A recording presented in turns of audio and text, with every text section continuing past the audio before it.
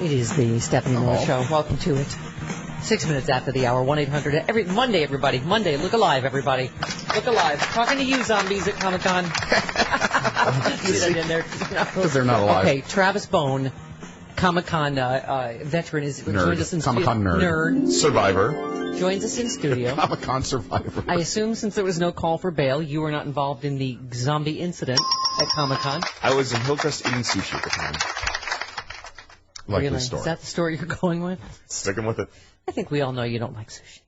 Okay, woman struck by a car during San Diego zombie walk. She's fine, first of all. She's not now a zombie. Her arm is a little mangled. Not good shape. Yeah. A 64-year-old woman was struck by a car Saturday night in San Diego during the city's annual zombie walk. It's not the city zombie walk. It's a bunch of fans that get together and maraud down the street. It's not That detail is very important to her. Thank you. Thanks, nerd. Comic-Con did not sanction this. The city did not sanction this. They weren't permitted, I can tell you that much. I saw pictures from there and I was like, he gets so defensive about Nerds. Comic-Con. Look, you saw the picture of Aisha that I sent? Yes. Aisha Tyler she is the queen of Comic-Con. She really is. She is like it's like she must be pure nerd, but she has that beautiful coating that you cannot tell there's any nerd in there at all. By the way, she was wearing some like the coolest girl in the world. She was wearing these little short hot pants She's while she was moderating a panel. She can do whatever she wants. She's freaking Aisha Tyler. Right. Showing us. She's Aisha Tyler, bitches. That's right. And as she has told us on this show previously, we can eat her gravel soup. Absolutely. Bitches. And even at Comic-Con, she smells like cookie and freedom. She does know. That's the president. The president smells like cookies and freedom. At Comic-Con, that's what she smells like. We're just yelling out random Aisha Tyler phrases. Yeah, boogity cheese. Right. No one knows what that means anymore. I wore the T-shirt though yesterday. I wore my boogity cheese T-shirt. Awesome. All right, we'll have to review again for the kids that have just joined the class.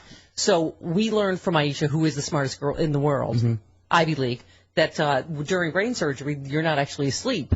Right. The surgeon keeps you awake so that if he touches the wrong part of the brain, you say boogity cheese, and that's how they know that that's the wrong part. Right. It's the part that activates the boogity cheese. I don't know if that's entirely true, but it sounds plausible. You know what? It's as close as we're going to get. I mean, maybe we could have some. I bet you we have the highest population of nerds and of brain surgeons in the audience, and I bet one of them is on their way to surgery right now and should call in and tell us: is there an actual word that brain patients say? Is it maybe it's closer to fling-dong or something like that? Fling-dong? Maybe it's flavin or flurn. They may just repeat all of it. I'd be surprised if you could get out that many syllables, boogity cheese. But maybe you can. They might just name Romney kids. Tag! Flirt. Okay, so anyway, she's fine, is the good news. Yeah. She's alive. Otherwise, we would not be joking about this story. No. You and your zombie nerds. Are you happy now? Well, no, apparently they, attacked a deaf family's car. The family was deaf? The family in the car was deaf, driving through downtown. The driver was a deaf man trying to escape the faux zombie horde with his deaf children in the back seat. Really, Travis? I hold you responsible for all of this. I was eating sushi. They were not permitted. Oh, they were non-permitted zombies. Well, now that's really bad. Now it is the sign of the apocalypse. No, the sign of the apocalypse. I come back to the news here. I'm sorry, give a permit. They just turn around and walk back the other way. Walk to City Hall. Sorry.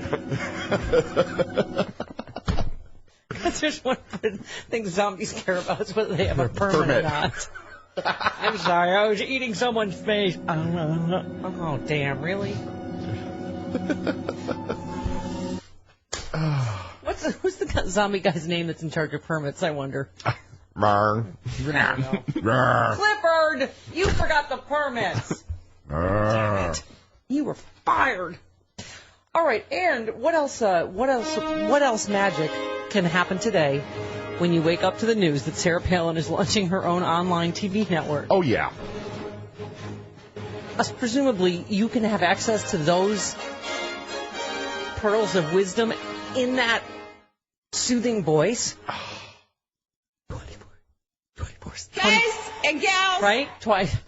Guys and gals. 24/7. Guys and gals. Okay, guys all right, and gals. Everything she says is a fantasy. Maybe she'll be at Comic-Con next year with a panel. What? Are you tired of the media filters? No, actually. Computer says no. No. I need that. They have filters? Sarah Palin is... What I do not. I need details of what's going to be on this exactly. It can't possibly be her, right? 24/7. It might be. This is about her not getting the View. Fine. You know what? I have half a mind to start my own channel then. I had an idea. I didn't get hired for the View again for the 27th time. So. But she's going to charge people for this. No way. Yes, $9.99. Okay, she unveiled her new subscription-based internet TV network. Oh, you can access for $9.95 a month. Yeah. Or $99.95 a year. She promised you to bring you the important issues facing the nation. Oh, I see. Like the only one is impeaching the president right now. Right. So it'll be 24/7 about impeaching the president. Sure. Together, we'll go beyond the sound bites and cut through the media's politically correct filter. Oh, and the homepage features a convenient countdown of President Obama's days in office, which you can access for free. Oh, that's outside the paywall? That's mighty nice of her. She's a giver. Worried that Sarah Palin TV network might be too issue-focused? I don't know who wrote this. It's funny. It's Gawker. So the SarahPalinChannel.com Palin Notes will also share some of the fun that goes on behind the scenes in the Palin household. Oh, it is just a laugh riot. Todd! Just a lot of her yelling Todd. Will Bristol get pregnant again? Maybe you'll see Bristol getting pregnant again. Is that rude? Bristol, stop it, you little trollop! What's that sound? Let's be in the back. Remember when they were putting that jerky in the wood chipper behind her while she's talking? Yes. Crystal just be... Bristol. Right behind her. What? What? I'm here to talk about family fat. What? Bristol. I can't even know. She doesn't even know their name. Bristol, Crystal. Folgers? No, that's not it. All right. Oh, by the way, this I would watch, though. There is tape of her being drunk. Where was she? She was in Denver. She was giving a speech. How can you tell when she's drunk? Well... And nothing she says makes sense? No, it actually does make sense when she's drunk. No. You're like, wow. It's remarkable. Suddenly, she's gold in my ear giving a speech. This was... What is happening? Yeah, this was last weekend. It's only surfaced in the last couple of days or so. Now, this I would watch. DrunkSarahPalinChannel.com. That I would watch. Oh, okay, here we go. All right, okay. It is nice to be back in the Mile High City. Maybe it's altitude. It's absolutely beautiful. Flying in, we're over your snow-capped hills. Things. I think you call them mountains. We're from Alaska. Oh. Really? It's so gorgeous, yeah. Step off the plane. Okay. Todd reminds me, we're in Colorado, don't inhale. Oh, it's a joke about other people being Sounds like she did. altered. So the president was here last week, too, yeah. huh? He was getting his Rocky Mountain High on. Busy week for him. Spinning from one scandal, another scandal. Has vertigo. Oh, my God. The Middle East exploding in chaos at this time in our open border crisis. Oh, my gosh, she's spitting in people's faces. You're lolling in and out of it. Time to shoot some pool, wet his whistle, and being real big for those icky photo ops that he just really, really hates. Oh. Any rate, in big bucks at big parties with fat cats. His term, not my term. This in a border state. He was. He was. The president so disparages these cats Now she's in public, but in private, there's a whole lot of cuddling and purring and tummy tickling with the one who feeds them. What? Oh, my. It was 30 minutes of that. 30 minutes. Wow. I have new audio crack. Do you have any idea how many times I'm going to need to hear that this morning? He's just going to break that down for sound bites. Wow. Oh, my God. Ladies and gentlemen, thanks, John McCain. That could have been the State of the Union. And Tommy. Also, there'd be that, like, drunk music instead of Hail to the Chief. You're going to want Chris to fill your box with Sarah Palin now, aren't you? President Foster Brooks. That is spectacular. Isn't that awesome? That was like a Dean Martin roast. Oh, and I'm gonna listen to the entire commercial break, then I want to hear it again. Wow, okay. We may have to cancel everyone today. Sorry, Tina Dupuy.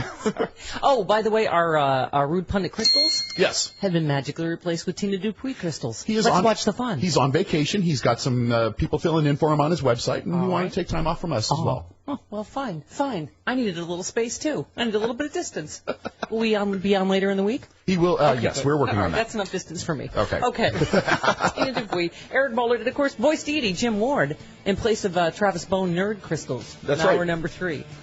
I showered for you. Yeah. It smells like garbage. Oh, Comic-Con. Okay, 17 minutes after the hour, right back on the Stephanie Miller Show. Call the book. It is the Stephanie Miller Show. Okay. 22 minutes after the hour, 1-800-STEPH-12, the phone number, toll-free from anywhere. Tina Dupuy in place of Rude Pundit tomorrow. We'll see Rude Pundit later in the week. Mm-hmm. All right, Eric Bowler, top of the hour. Jim Ward, hour number 3. And that Sarah Palin drunk speech. Yep. A lot more times. Okay, the world is still gone insane. Do you think that has surpassed Tom DeLay's drunk speech? Yes, I think so. Conservatives saw the savagery of 9/11 in the effects in the attacks and prepared for war. Liberals saw the savagery of 9/11 attacks and wanted to prepare indictments and offer therapeutic understanding for our attackers. That's not slander. That's the truth. All right. That's pretty good. You're right. The oldies, the goodies.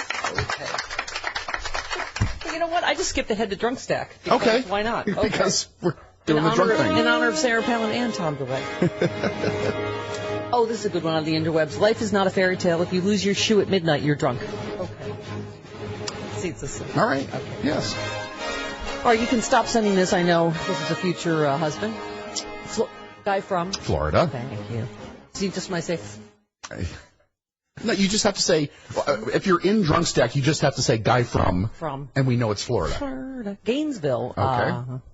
Let's see. Man in Florida apparently got a dose of road rage karma when police say he was run over by his own pickup truck after getting out to bang on another driver's window. He's fine, which is why we can do this story. He had been drinking. Of course. And drove into a vehicle stopped at a red light in front of him. He got out of the truck without putting it in park and began banging on the window of the woman's car. Of course. To ask as you the do. Dumb bitch why she's in his way at a red light. Clearly it was her fault. When the frightened woman drove away, there was nothing holding his truck in place. The truck rolled onto him. He was taken to the hospital where he was treated for fractures in his hand and his foot. Okay. I, have been run over by my own car as well, but I was not drunk, which is the shocking part of the story. Yes. I went to get my mail. I lived on there was like a hill? Hill, right. And I went to get my mail, and I turned around. And you didn't set your parking brake? No, I neglected to set my parking brake. On a hill? Yes, and I was run over by my own door. Yeah, because you left your door open as well. Yes. Okay. Of course I did, because I was just getting my mail. Exactly. On a hill. Okay, so that guy, my future husband, for so many magical reasons. Okay, since I'm in Florida, Stack, a Florida couple arrested last week for having sex on the beach. It's not just a drink anymore, kids. Right. In front of numerous individuals, including a 4-year-old girl. Oh, nice. And a witness recorded a camera phone. I saw those damn people with their camera phones. Is there no privacy? I saw the video of this. Oh, did you? Well, because everyone has a cell phone. It was hot and heavy, and then they flipped and went at it from the other direction. Okay, well, that 4-year-old will need. She can skip health class. I think she's got it now. Uh-huh. Okay, I do not mean to imply that all Republicans are racist idiots. Okay. However, which story would you like to start with first? Mitt Romney reportedly mixed up Donna Brazile and Gwen Ifill? I have the audio for the other one. Okay. Former Republican presidential nominee Mitt Romney apparently mixed up 2 prominent African-American women. During the 2012 campaign, Donna Brazile recalled her first encounter with Mr. Romney in 2012, and awkward one she summed up that sums up the party's problems. He came up to me and he said, "Hi, Gwen." thinking that she was Meaning Gwen Ifill. Gwen Ifill, the PBS journalist, who is also black. Donna said, poor thing, he didn't know. Romney shockingly went on to carry just 6% of the black vote in 2012. Okay. Oh, to be a fly on the wall. Hi, Gwen. What's wrong? My team showed me blinders full of black women, and I don't. Is there a what? Okay. And then everybody meet the congressman who assumed that 2 senior U.S. officials were foreigners. Mm-hmm. During a congressional hearing, a member of Congress mistakenly assumed 2 senior U.S. government officials were actually representing India. Yep. Kurt Clausen. Yes. Oh, he's the guy that replaced Kokor guy. Yeah. He replaced Trey Riddell, who was busted for cocaine. Lots and lots of cocaine. Quite a lot of it. Wow. Check out those tracks. Yeah. Okay. He said... He told the officials, I love your country, and offered to do anything to make the relationship better. They are both U.S. citizens who work for the Obama administration. Exactly. Okay. I am familiar with your country. I love your country. And I understand the complications of so many languages and so many cultures and so many histories all rolled up in one. Oh. So just as your capital is welcome here to produce good-paying jobs in the U.S., I'd like our capital to be welcomed there and there to be freedom of capital, so that both sides are on the same territory. And I ask cooperation and commitment and priority from your government in so doing. Can I have that? I think your question is to the Indian government, and we certainly share your sentiments, and we certainly will advocate that on behalf of the U.S. Of course. Okay, let's see some progress. Oh, great. Of course, get on that. That's like when you trip and I don't know, I meant to do that. Yes, of course, thank you. Get on that, would you? Thanks very much. That hurts to listen to. Oh, God. It hurts. Oh, the stupid, it burns. Oh. Would you like the fun facts about this guy? Sure. He, shockingly, had no political or government experience. Oh, really? I know. He, CEO of an auto supply company. Mm-hmm. His opponents noted the company had multiple safety violations, including a massive explosion that killed one employee. Great. He also closed 7 plants, filed for bankruptcy, and defaulted on the company's pension obligations. The federal government picked up the $93.7 million tab. He's one of those small government Republican guys. He's a teabagger. Yeah. He ran as an outsider. See how well that works out? Yeah. And spent his own money freely, financing $2 million in ads. Oh, that was from the stolen pension money. Sure. I guess. Okay, that's great. In one ad, Clausen, a former college basketball player, oh, that's impressive, challenged Obama to a 3-point shooting contest. Oh, because the blacks are good at the basketball? Is that the implication there? He apologized for assuming the officials were from India. He said, I shot an air ball. That's a basketball term. Oh, my golly. Golly. Oh. Okay. So that all happened. And we let it. Yes, we did. Tina Dupuis next on the Stephanie. Good morning, Tina. It's the only jingle we need a cigarette after, and we don't even smoke. Good morning. Good morning. I have to say, you normally delight me. Your column this week delighted and surprised me. It was very, very personal, and that I did not know. But because it seems like everybody, has a different take on this border crisis, right? And you said your column is Children Seeking Asylum and Finding Antipathy. You said I might be the only syndicated columnist in the country who was raised by the state. I was a ward of the court starting at 13 until I aged out after graduating high school at 17. First of all, let's talk about that for a minute, because you have obviously a really interesting take on this. Well, yeah, I think that, when these kids are down there and they're abstracts, right? So the rabid right wing is accusing them of having some kind of diseases, right? Because, I live in New York. If having weird people come from foreign places was how you got sick, Manhattan would collapse under the weight of used snot rags, right? So, that's not how this works, folks.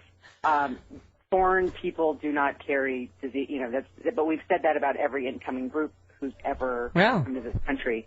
Since,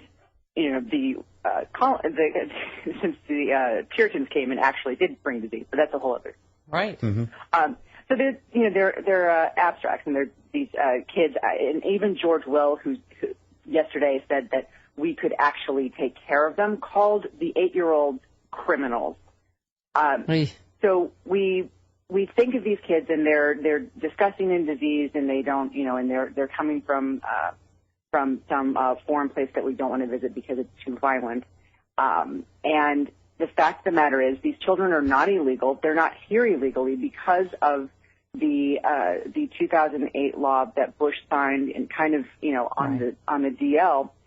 They are in fact here legally. Part of that was not deporting them back to their country of origin right away. And the bottom line is, we take care of children. The government takes care of children. The state takes care of children, and the state raised me. They didn't care who my parents were. They didn't care where I came from.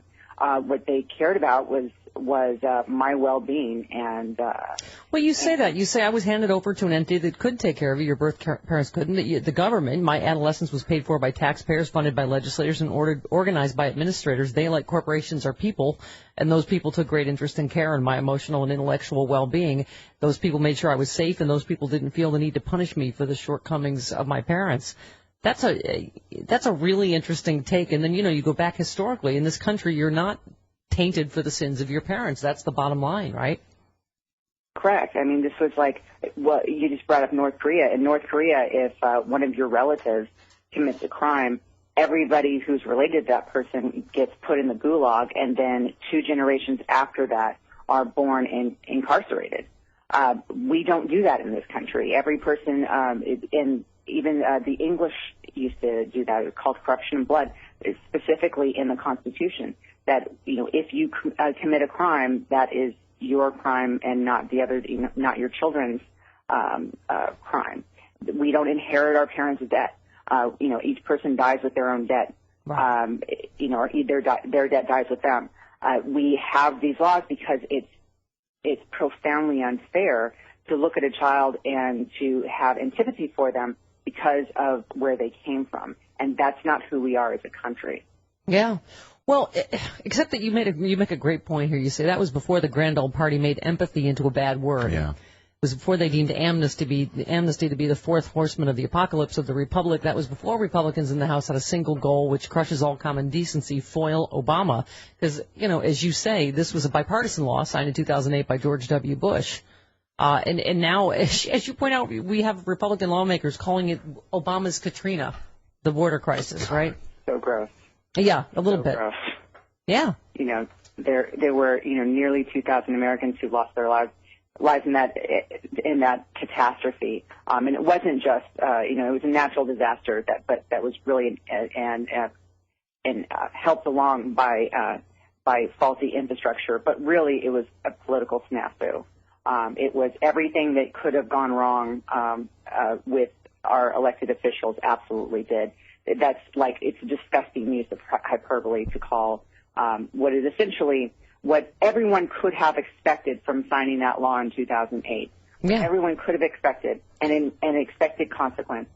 Well, and you make the most important point here, Tina. Because of the law Bush signed, these kids at the border are here legally. I mean, so that, to keep pointing out, children are not illegal, refugees are not illegal.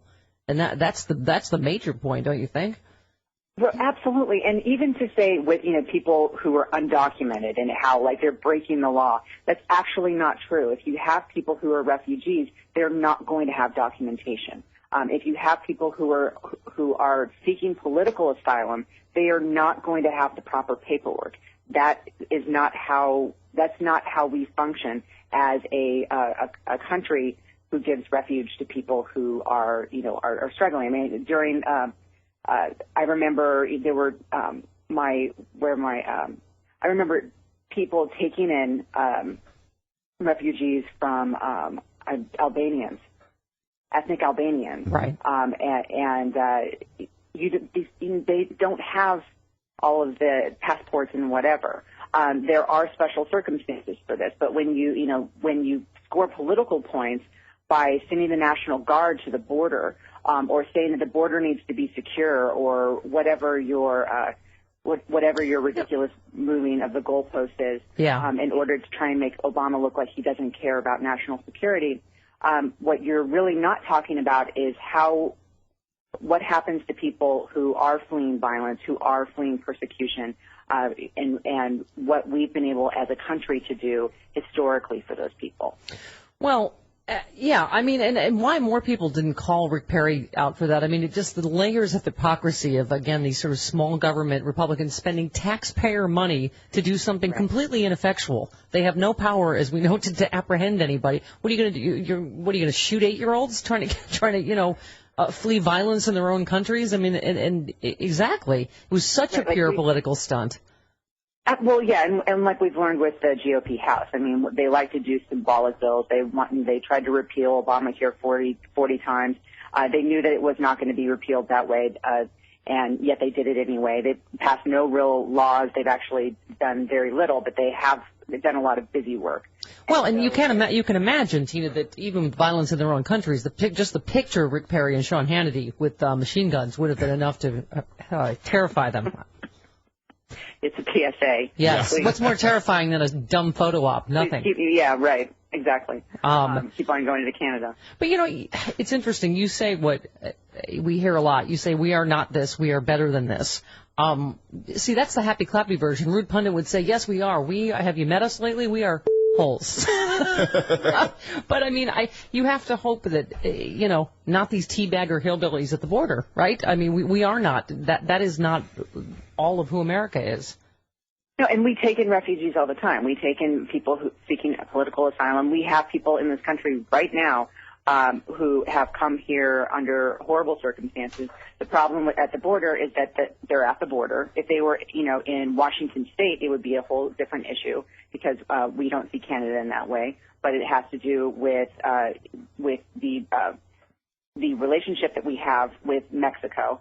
There's nothing weirder to me than seeing a Cuban American talk about being against amnesty, which is exactly the deal we have with Cubans. Yeah. But when they come to this country, and since the 90s, it's been with dry feet that they get refugee status.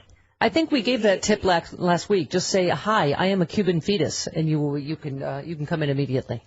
Right, exactly. So so this is our pre-existing condition that we have with Mexico that these kids are kind of stuck in. And the law specifically that Bush signed, it deals with non-Canadian and non-Mexican children. So these children who are coming in are from different, not Mexico, but right. But they are caught in this geopolitical politics and really the kind of the nationalistic, xenophobic wing of the Republican Party, who finds that it really riles up the base when they can characterize the others as being diseased and somehow threat to us. Yeah, that's always what it's based on, the other. Well, let me just take a moment. Orphans. They're standing up to 8-year-old orphans. Yeah. Congratulations. Yeah, congratulations. You're very macho. Tina, I just like the fact that I can take credit for you because you turned out really delightfully well. As a ward of the state, I take total credit for how smart and pretty you are. I raised you well. Indeed.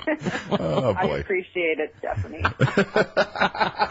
Thank you, honey. Great stuff this week. We'll talk to you again real soon. Thanks, Stephanie. All right. There she goes. She's the cutest. TinaDupuy.com. Smartest girl in the world. She's right. We are better than that. We are not hillbilly people. Sometimes the right can be so wrong. My own belief is that they're all ding-dongs. They're racist, they're in the Tea Party again. Makes no difference what group they're in. America first! And hillbilly people. There is a white one who can't accept the brown one for fleeing from the bad ones, for trying to just kill everyone, giving strokes to right-wing folks, and so on and so on, and Scooby-Dooby-Dooby. Ooh, shush. We get to scream at children. And hillbilly people. Wow, Rocky Mountain Mike is the smartest, most talented, most amazing boy in the world. And so is Biana and Mary in Ann Arbor. I know it. With those pipes. With them pipes. Okay. 46 minutes after the hour. Right back on the Stephanie Miller Show. to it. Stephanie Miller Show. Welcome to it. 51 minutes after the hour. Oh, by the way, speaking of the world having gone insane, between bombs and whatever, all of it, just all of it, anywhere in the world. This is because you're a cat man, and so is Jim. Jim Ward will be in today. Because we were saying, not other signs of the apocalypse. That people are pooping on people's front lawns, peeing on Skittles. There's that guy that had a dispute in a store and he peed on the Skittles. On the can. Julie, fellow cat lover. That's a pretty kitty. It's a pretty kitty. Mama, you see the sweet-faced pussycat in this photo. Ordinarily, he's well-behaved and reasonably happy with his lot in life. However, if his 2 giant litter boxes are not completely dumped out and refilled with fancy, expensive litter every couple of days, he engages what vets call aberrant litter behavior. Instead of using his boxes like a proper cat, he pees on the Skittles until his demands are met. People pooping on the side of the highway in front of that lady's house and whizzing on the convenience store's candy, that's just the human version of aberrant litter behavior. People are understandably upset about the conditions in the global litter box right now. That's what's happening. It's all aberrant litter behavior. I found out my cat's into water sports. Yes, I know that story. Let's move on. Okay, Scott in Iowa, you're on the Stephanie Miller Show. Hello, Scott. Hi, guys. Hey, I did a little fact-checking this morning. Okay. Someone's got to do it. Impeachment of a president, it starts in the House Judiciary Committee. Okay, we know with the Republicans that's going to get approved and the House is going to vote on it. With the that's when it gets to the Senate, this is not what's being said. It takes a 2/3 majority vote in the Senate to start impeachment proceedings. Right. That's not being said to anybody. Well, I think most sentient beings know that. Okay, one of the president's top advisors said Friday he expects House Republicans will ultimately file articles of impeachment against the president. Dan Pfeiffer says he anticipates a lawsuit filed by John Boehner over executive actions taken by the president on health care would ultimately not be enough to satisfy some of the more vocal conservatives in Congress. He added that coming executive actions surrounding immigration reform would only stoke the impeachment flames. He said, I think a lot of people in this town laugh that off. I would not discount that possibility. I think that Speaker Boehner, by going down this path of this lawsuit, has opened the door to Republicans possibly considering impeachment at some point in the future. Yes, I would go for it. I think impeachment is a very serious thing that has been bandied about by the recent Republican vice presidential nominee and others in a very unserious way. And no one has even made that allegation of anything that would be within 6 universes that is generally considered in that space. And by the way, has anyone mentioned that Sarah Palin is drunk?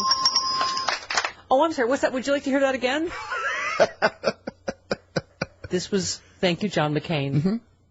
Could have been someone, a heartbeat from the presidency. It is nice to be back in the Mile High City. I just think it's absolutely beautiful.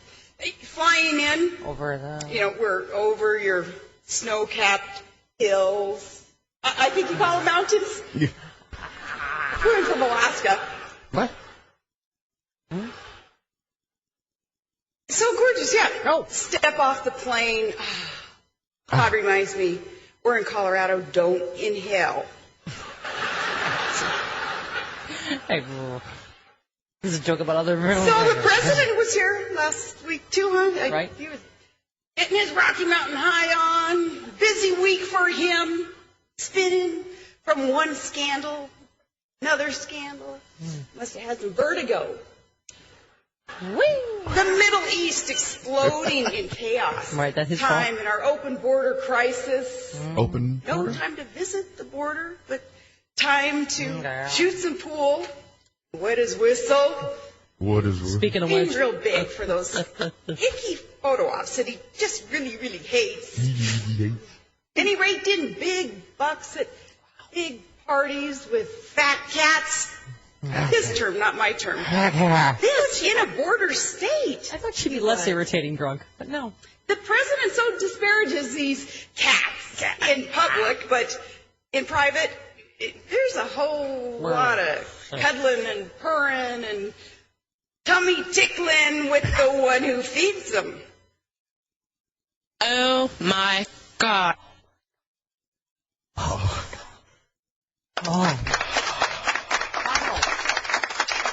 bigger irritant. I thought she would be a little less irritant. But no, if it's possible for her to be a bigger irritant, it was slightly entertaining, though. Yeah. You could tell from the nervous laughter people knew she was, yeah. Jesus. Oh, yeah.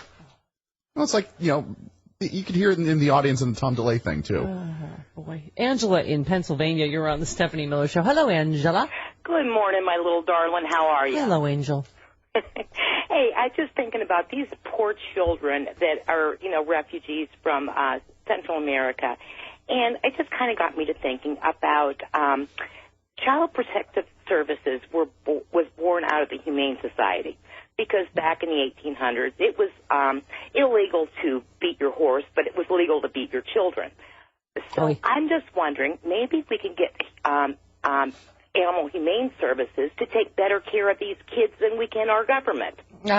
Yes. Well, I mean, that is something to chew on for a minute. Again, if they were Labradoodles, we'd be on it. Must I? All right. Billy in Texas. Hi, Bill. Hey, guys, listen, of course Obama cares about what's going on at the border. He manufactured this crisis. He advertised for these kids to come here. Right. And he did that when? Humanitarian crisis to hang around. When did he do that? You mean, when he went back and he was in George Bush's body, he had the George Bush mask on and he signed the bill? George Bush would have been wrong for amnesty, too. And George Bush is the one that signed the bill. Right, he needs to do. George Bush Obama wants to fundamentally change America. And Bush signed the policy. Scooby-Doo mask. Oh, I'm really... No. Okay. Bush signed the policy. Okay. You know what? I think maybe perhaps they've stopped sending the checks to him because he doesn't have the same zip. No, you're right. Arguments. You're right. He's just reading now. All right, Eric Bollert next on the Stephanie Miller Show. Drunk Sarah Palin and now this. They're not just writing the headlines just for me. This is a real thing. This is a real thing. Pastor claims gay people are possessed by fart demons that can drive pigs to suicide. Yes. Life just got a little bit better. Things just got a little bit brighter. And we still have drunk Sarah Palin on it. I know some straight people that are possessed by fart demons. Just light a match. Come on. Dutch oven's not just for the straights anymore. Okay. All right. And voice deity Jim Ward in hour number 3. How did we get so lucky? Just when North Korea has threatened to nuke the White House. Seriously? There is a comedy god. There is strange stuff going on this morning. Wow. Okay. And it's my favorite moment of the week when I get to say, Eric Bollert from Media Matters for America doing the Lord's work as usual. Eric Bollert. Eric Bollert. Let's dive into the right-wing world. I don't know what that means. Eric Bollert from Media Matters, whom we love. Good morning, Eric Bollert. Hey, good morning. You tweeted, the first tweet I saw from you this weekend, it's those responsible gun owners we've heard so much about. Man shoots teenage neighbor 3 times over argument about lawnmower. Yeah. I saw that story as well. It was, and it wasn't just, the person, it wasn't, from the headline you thought, this poor teenager, rode their mower onto this person's lawn. No, there was an argument. Then he came over and he crouched outside her balcony, and then when she came out to let the dog out, he shot her 3 times. And the hashtag, the awful hashtag I always use is guns in America. Yeah.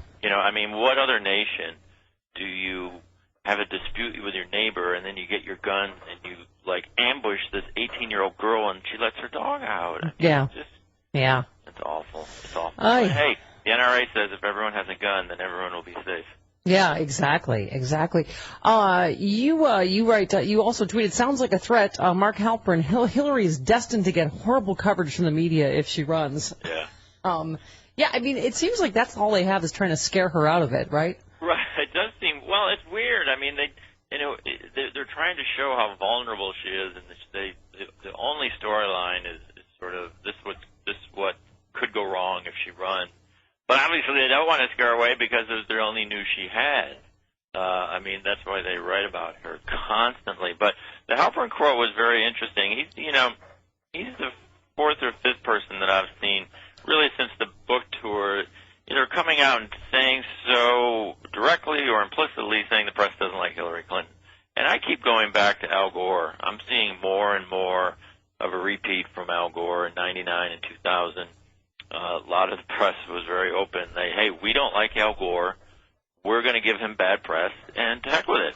And the problem for Democrats is, even if you weren't in love with Al Gore, even if you aren't in love with Hillary Clinton, what happened in 2000 when the press basically took that election away from Al Gore? Mm-hmm. We got a Bush presidency. So, I see warning signs, and I hope Democrats and progressives realize what's at stake when the mainstream press decides to essentially wage war on your most popular politician. Well, and Eric, interesting too, because I've said this over and over again about in particular, the Hobby Lobby decision. I just read a poll saying exactly what I said. That women are pissed, and they're going to vote on this. And I think, with Hillary, if Hillary Clinton is the nominee, they're in pretty bad trouble, don't you think, in terms of the women's vote? Oh my gosh, yeah. The poll. It's funny, whenever there's a good poll for Hillary, it's sort of like this stone silence from the media again. They love she's in trouble, she's stumbling, she's had gaps. There was a poll from Florida, a Quinnipiac poll out of Florida last week, which was mind-boggling. Right. She beats Christie by 21 points in Florida. She beats Rubio by 21 points. She had like a 25-point lead among women in Florida. Yeah.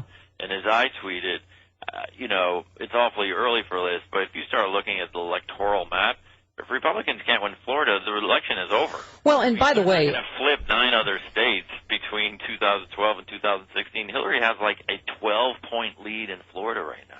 Well, right, and by the way, the reason I bring up Hobby Lobby is because, as you allude to, Eric, how important elections are when you look at these Supreme Court decisions. But this poll I'm looking at, and hopefully this, goes to the midterms as well. Most female voters said they won't support politicians who back Hobby Lobby. The majority of female voters don't want to vote for politicians who support Hobby Lobby's move to drop coverage for some forms of contraceptives, according to a new poll. So.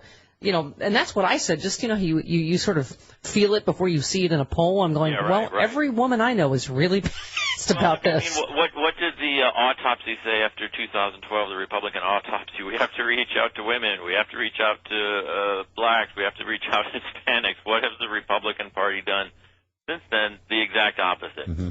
Just relentlessly going after Obamacare for contraception. And speaking of polls, you tweeted CNN poll, majority say Obama has not expanded his authority too far.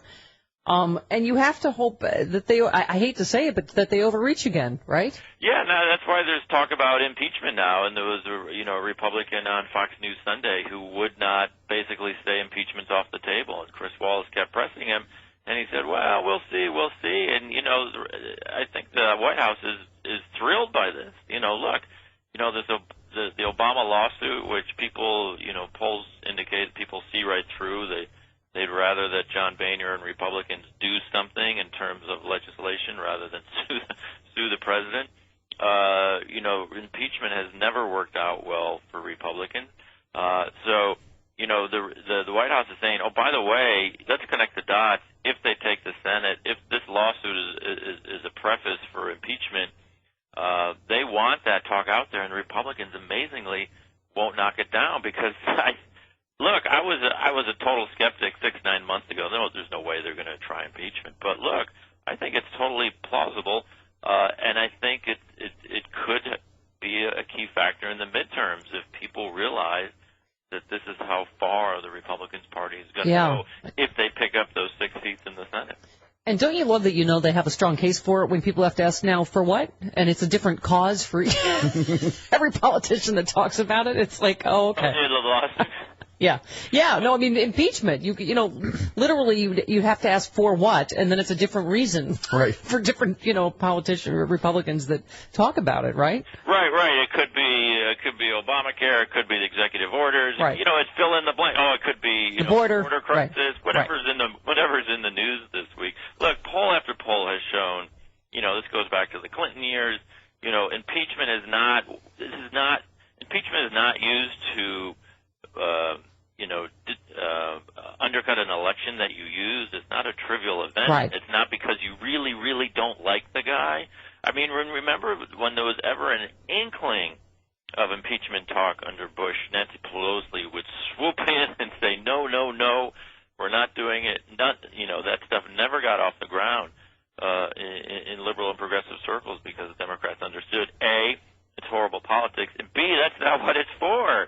No, we don't like President Bush, but we're not going to impeach the guy because we don't like him. Yeah, exactly. Google high crimes and misdemeanors, right? Right. This is the fever swamp, and as they sort of, dip their toe in it month after month, year after year, they're going to end up knee-deep in it. And if you're knee-deep, of course you have to consider impeachment. That's the whole point. Speaking of elections matter, I loved your piece, how Rupert Murdoch pushed Australia into a climate change retreat. Talk about the importance of media. You say Australia last week became the world's first developed nation to repeal carbon tax laws, but you talk about exactly how this happened when the Conservative Prime Minister, the new one, Tony Abbott, was elected. The carbon tax was aggressively targeted and successfully repealed by Australia's Senate on July 17th. The retreat represents a win for climate deniers in Australia who dismissed the looming dangers of climate change and the science behind it. Also a victory for Rupert Murdoch, right? Yeah, look, a couple of years ago, people were pointing to Australia as a leading light. This is what you do. They have had disastrous extreme weather.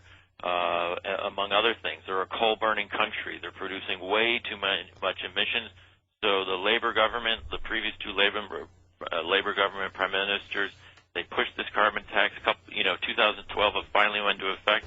They're sort of showing the way industrial nations deal with this problem. And now, as you pointed out, the first one to repeal it. Why? Because the conservative government made a huge issue out of it. They claim they're going to repeal it and send everyone a $500 check, which no one thinks is going to happen because of a tax. But more importantly, the Murdoch, he made it clear in 2010 his number one priority in Australia, where he controls 70% of the newspapers, was going to get a conservative prime minister. And then he went to bat for this tax. And then he was giving interviews just a week ago saying, well, climate change, we don't really know what's going on.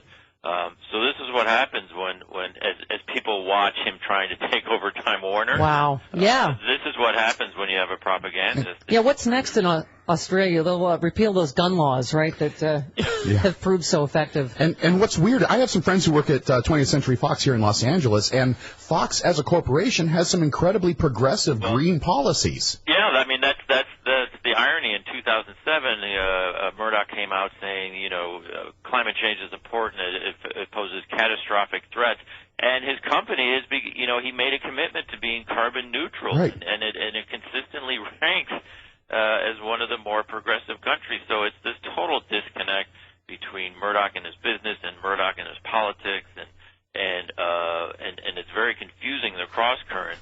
But when he sets his sights on something like Australia, like he waged war against that prime minister, and he waged war on the carbon tax for years.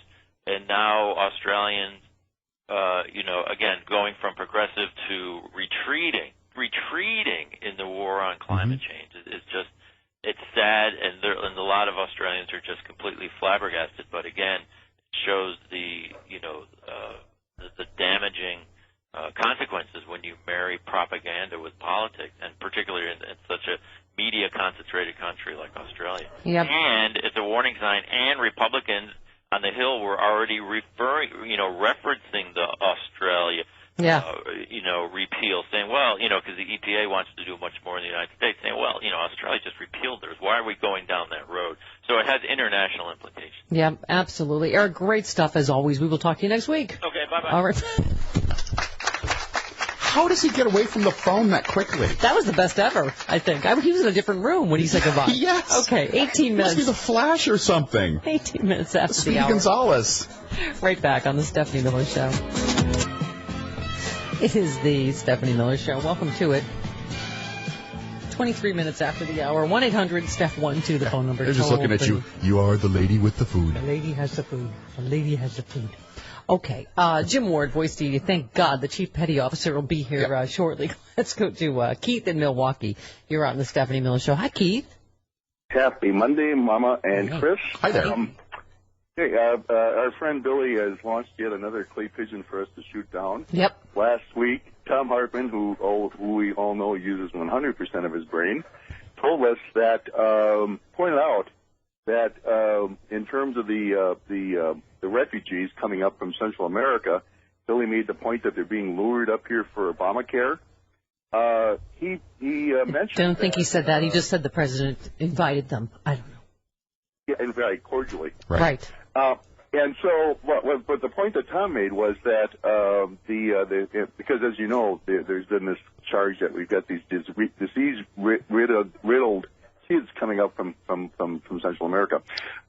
He pointed out that Texas kids, 25% of Texas kids have had vaccinations, basically because of poor health care coverage and the fact that a lot of crackpots are against vaccinating kids. And the kids from Central America are totally covered by national health care. Oh, I see. All right. See what happens when you use all your brain, Chris? Like Scarlett Johansson in that new movie. By the way, Amy Goodman, our other brilliant colleague from Free Speech TV, was awesome on Real Time with Bill Maher. And she cracked a smile. I saw it.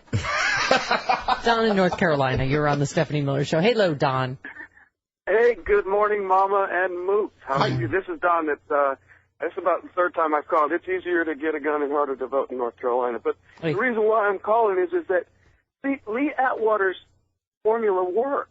Karl Rove and all those guys learned. Look at how many people call and give you the rhetoric that Lee Atwater, all of his tactics. I'm surprised The Boogeyman is not one of those movies that everybody has to see. You know, your father and grandfathers would have been ashamed of the way these guys have taken over their tactics. Yep, I agree. Let's go to Jeff in Omaha. You're on the Stephanie Miller Show. Hello, Jeff. Hi, Stephanie. How are you? Good. Go ahead. I just shouldn't ask that. I love you. I had a thought about the border crisis. Okay. I saw a border agent on the news a couple weeks ago complaining about half of his people are restricted to processing centers. Well, and then nobody wants to have the National Guard, except for the people that want the National Guard down there shooting people, I guess. Well, they're not able to apprehend anybody, so that's why the National Guard doesn't really make sense. They don't have that. They don't have that power. Right, exactly. Oh, here's what Tina Dupuis was talking about that George Will said on Fox News. We ought to say to these children, welcome to America. You're going to go to school and get a job and become Americans. We have 3,141 counties in this country. That'd be 20 per county. The idea that we can't assimilate these 8-year-old criminals with their teddy bears is preposterous. Wow. We can handle this problem, is what I'm saying. We've handled what Emma Lazarus famously called the wretched refuse of your teeming shores a long time ago, and a lot more people than this. Wow. Wow. Oh, my God. Bugga. All right. We got a hate letter regarding the, which this always cracks me up. Here, I'll cover his thing. Okay, so there's not one bit of punctuation or capitalization, and I don't believe really almost any of the words are spelled correctly, but he actually spelled illegal correctly. That's okay. My presumption is that those people don't speak English good. Okay, no even salutation. Guess he didn't learn that in school. Well, from Nick. Okay. No caps at all, no punctuation. I hope I was spelled correctly. Yes, I was. Okay. But not capitalized. All right. I am tired of hearing all the liberal, that's spelled wrong, idiots crying about the illegal, spelled wrong, ILLEAGAL. The illegal garbage that Obama, the worst man that ever stepped foot in the White House ever, about coming in this once great country. Period. Oh, there's a period. Yeah, there is a punctuation there. Obama and his liberal idiots are ruining, spelled RUINNING, ruining this country as we know it. Period. I'm sorry, there was some punctuation. This country needs to impeach Obama, throw out the illegal, also spelled wrong again. Garbage. They don't belong in this country, and America should throw out all the liberal idiots as well. Why isn't Obama and his liberal idiots saying anything about Christians being killed by those animals in the Middle East. And if Israel was smart, they would nuke the Middle East, and this planet could finally have peace. Putin is definitely spelled D-E-F-F-E-N-T-L-Y. Not afraid with two F's of Obama. That's what happens when this country elects. See, it's like Obama. I don't think Israel will be too happy if we nuke the Middle East. Oh, good ideas, Nick. Thanks for that. Right back on the Stephanie Miller Show. Partaking of the grape, were we? Just a little Merle.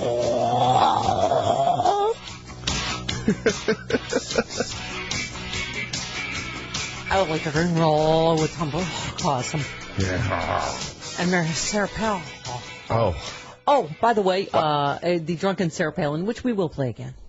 Never fear. Mm-hmm. Dennis writes, Steph, in Palin's drunk speech in Denver about Obama's stop, she says, and this is a border state, memo to Palin. Colorado borders a bunch of other states, but no foreign countries. I thought he was hoping that she would actually end the speech with, "We love you, Denver! City by the bay!" She actually thinks Denver is a city by the bay. Okay. Come on, a border state here. Okay. You are an idiot. Obama likes the tummy tickling.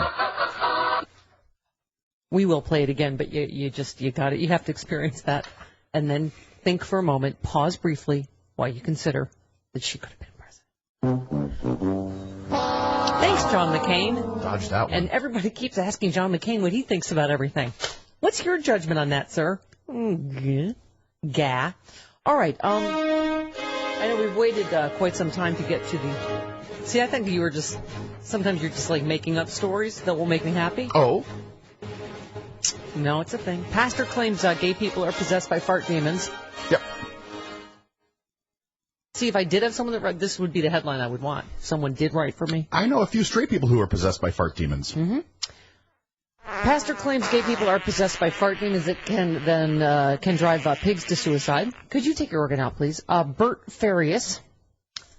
That's that guy. The very Reverend Bert Farias. You can tell he's a holy man because he's doing that thing, holy man thing, which is either a diving thing or a holy man. That I assume it's the casting demons out. Bert Farias, founder of Holy Fire Ministries. Yeah. Claims to know the raw, naked truth about why people are gay. They are possessed by fart demons. He also claims that in choosing to be gay, a person chooses to engage in unclean, demonic practices. Okay. Once that happens, they become possessed by putrid-smelling demons. So stinky they can drive pigs to suicide. More bacon for me. In an interview with... What? Charisma magazine. Charisma? I bet you he's got some to spare. He begged gay people not to get upset with me as he explained his groundbreaking new theory. He said, "You will see that I'm actually trying to help you." He's like a think of him as like a biblical charcoal cap. Sure. To help you cast out the fart demons. He continued. Homosexuality is actually a demon spirit. It is such a putrid-smelling demon that other demons don't even like to hang around with it. There's an account. He cites the Bible, as people do. Of course. He said there's an account in the Bible where Jesus casts out 2,000 demons out of a man. The demons come out screaming and beg Jesus to send them right into the pigs. The pigs did not want them, so they ran down a steep hill and were drowned in the sea. And I'm having trouble following, too. Pigs have more sense than some humans, he added. People embrace homosexual demons, but the pigs would rather die than be possessed with demons. A genuine prophet of God told me that the Lord allowed him to smell this demon spirit. He got sick to his stomach. He also warned about... No, he just Dutch ovened himself. That's all he did. He held his own head under the covers. Yes. He also warned that the growing acceptance of homosexuality in the U.S. is a sign from God that our society is in the last stages of decay, and that there will be... Oh, that's what that smell is. And that there will be severe, destructive, physical, emotional, and spiritual consequences. We're in the last days. That's what he's saying. Lord, the day is at hand. You don't know where the gays are now. We are in the last days. You are Jehovah God. Yeah. You know where they are. They could be right in the bed next to you. Marcus. sense that Marcus has Dutch Shovender. I think he seems like he has a wacky sense of humor. Yeah, he's a prankster. Okay. All right, let's elevate the dialogue. By that, what do I mean? Jesse sends us another stack of stuff where it doesn't belong. For some reason, a lot of stories lately about a lot of things stuck in a lot of orifices. Where they're another not. sign of the end times, literally in some cases. At least it's not a potato story. Right. Doctors actually use the phrase retained objects. They're very common in the ER. Would you like some? These are the fun facts. Fun facts. Man came in complaining of pain and bleeding from down below. Probably a gay fart demon. It could be. Clawing its way out. He was trying to He was trying to quit smoking and had replaced cigarettes with sunflower seeds, eating them shell and all whenever he got the urge. During the rectal exam, we discovered a giant sunflower seed mass crowning like a baby's head. Despite castor oil and trying to deliver it, quote unquote, we ended up picking out the pieces with tweezers until it was small enough to pass. A woman came in complaining of pain in her pelvis, so the doctor put her in the stirrups, performed a pelvic exam. He immediately removed the problem, a set of car keys. The woman explained she did not want her boyfriend taking her car, so she hid the keys in a place, quote, where he never goes. So I think, you know what? That's winning, huh? See? I think she wins that round. Cynthia in Sacramento, you're on the Stephanie Miller Show. Hello, Cynthia. I'm sorry, I'm still laughing about the car keys. Yes. Yeah. No, I was doing a thought experiment about that love letter you got earlier. What would happen if we did, let's take all the liberals out of the United States? And I thought, okay, well, let's see. We'd have no Medicare, no school system, no disability, no Social Security. What else would we not have? It would just be paradise for these guys. Yeah. Yeah, no 40-hour work week, right? Yeah, child labor. Right. There you go. I'm sorry, I just had to share that because I used to work with people like that, and my head would explode. Too much correct spelling and grammar. It would be horrible. Yeah, it would. Yeah, who needs education, right? Yeah, exactly. We don't need no thought control. All That's right. Thank you. All right, thank you, honey. Appreciate it. All right. Hey. What? We have talked about the threat of ISA. Yes. The terrorist threat of ISA. Daryl Issa. Does this say everything you need to know? Daryl Issa concedes no wrongdoing by the White House, but pushes for a subpoena anyway. He conceded Friday that despite his weeks-long effort to subpoena White House political advisor David Simas, I think I'm saying that right, to testify before his committee, there was no evidence of any wrongdoing by Simas's office. Wait to hear this. Issa said he's not demanding that Simas testify because he thinks the White House Office of Political Affairs has inappropriately engaged in political campaign activities. Rather, Issa said it's the potential for that office to overstep in the future that he wants to examine. So you see, it's like a Minority Report. It's crime that he's in his office doing that thing that Tom Cruise did. Not that thing. Another thing. Well. Right. So it's just it's a warning shot. God. For future crime, maybe thought crime, things the Obama administration's thinking about doing. Sure. Representative Stephen Lynch of Massachusetts said you're trying to cut off and have a chilling effect on that communication between a presidential advisor and a president with no allegation of wrongdoing whatsoever. That's what you're trying to do here. That's bad for any president, not only this president. Thank you. That's quite a precedent there. It's the Minority Report. Oh, my God. Okay. Meanwhile, back at World War III, let's start with Russia, shall we? Okay. Hillary Clinton had some thoughts on Russia. If the United States and Europe don't present a united front, I think Putin's the kind of man who will go as far as he can get away with. I think he is still smart enough and cautious enough to be pushed back, but there has to be a push in order to make that happen. All right. She also said he bears responsibility for the crash of the Malaysian airliner that was down last week. She said, I think if there was any doubt, it should be gone by now that Vladimir Putin, certainly indirectly through his support of the insurgents in eastern Ukraine and the supply of advanced weapons, and frankly the presence of Russian special forces and intelligence agents, bears responsibility for what happened. Nancy Pelosi talking about Putin as well. Putin is going to do what Putin is going to do. And it won't add up in terms of statesmanship or leadership.